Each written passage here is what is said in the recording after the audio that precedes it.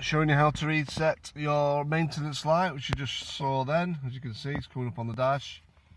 After you've done the service on the Nissan Qashqai, it's a Mark III 2018 onwards, all you have to do is start the vehicle,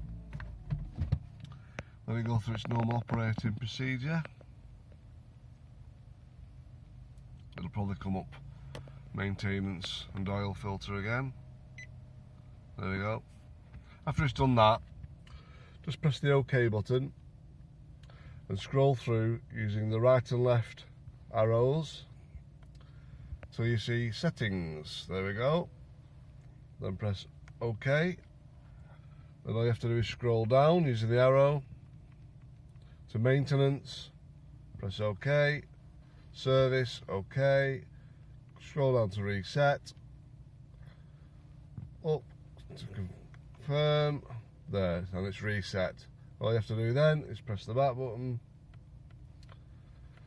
switch the vehicle off, start it back up,